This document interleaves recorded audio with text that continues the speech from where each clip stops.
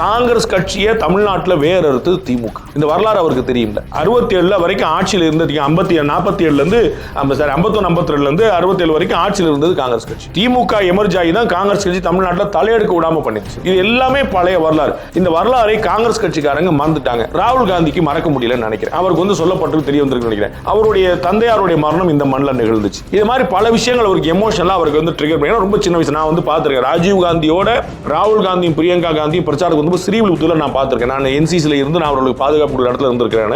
அப்ப அந்த பிஞ்சு முகம் ராகுல் காந்தியோட அந்த பிஞ்சு முகம் எவ்வளவு ஒரு கனிஞ்ச முகம், எவ்வளவு வந்து ஒரு கனவோட இருந்த முகம் நான் கண்ணால பார்த்திருக்கேன். அது ஒரு டிசாஸ்டர்ஸ் ஆகி ஒண்ணுமெல்லாம் போய் நம்ம நிக்குது அப்படிங்கும்போது அவருக்கு ஒரு பெரிய வேதனை இருந்துட்டே இருக்கலாம். அது ஏற்கனவே என்ன சொல்ற இன்னும் 3 வருஷம் டைம் இருக்குது அப்படிங்கனால திமுக மீது வெறுப்பெல்லாம் இல்ல. அவர் பிரதர்னு யாரையுமே சொன்னதில்லைங்கிற அவர் சொல்லியிருக்காரு. யாரையுமே நான் பிரதர்னு சொன்னதில்லை. நான் ஸ்டாலின் அவர்கள் மட்டும் தான் சொல்லியிருக்கேன்னு சொல்லியிருக்காரு. ஸ்டாலின் அந்த ரெசிபரோகேட் பண்ணாரு. சோ அது தனிப்பட்ட நட்புங்கிறது எப்பயுமே வேற. நீங்க பார்த்திருப்பீங்க நரேந்திர மோடியும் ஸ்டாலினும் பழகுற விதத்தை பார்த்து பல பேர் கன்ஃபியூஸ் ஆனாங்க. ஏப்பா இவங்க வேற மாதிரி திட்டிக்கிறாங்க, இங்க வேற மாதிரி தோல்ல தட்டிக்கிறாங்க, கட்டி பிடிச்சிக்கிறாங்க, பை பை சொல்லிக்கிறாங்க அப்படின்னு அந்த இணக்கம் பல சந்தல கன்ஃபியூஷன். அதுதான் நாகரிகம்னு சொல்லுவார். வட மாநிலங்களில் இருக்கக்கூடிய அந்த நாகரிகத்தை எப்பயுமே கடைபிடிச்சிருக்காங்க. தமிழ்நாட்டில் தான் நம்ம நல்ல நாள் போல நாள் கூட போக கூடாது, எட்டி பார்க்க கூடாதுங்கிற மாதிரி ஒரு பகைமை அதிமுக திமுக உருவாயிருச்சு. நார்த்ல பாத்தீங்கன்னா சோனியா காந்தியும் அத்வானியும், சோனியா காந்தி வாஜ்பாயும், ராகுல் காந்தி மோடியும் நிறைய நல்ல நட்பு பாராட்டிட்டு பேசி வச்சுட்டு ஹை பை சொல்லிட்டு நிறைய இருப்பாங்க. கேஷுவல் கான்வர்சேஷன் நிறைய உண்டு. தமிழ்நாட்டில் அந்த மாதிரி பழக்கமே கிடையாது. அதனால ராகுல் காந்திக்கு திமுக மீது வெறுப்பு இருக்கலாமே தவிர ஸ்டாலின் மீது வெறுப்பு அப்படின்னு நான் நினைக்கல.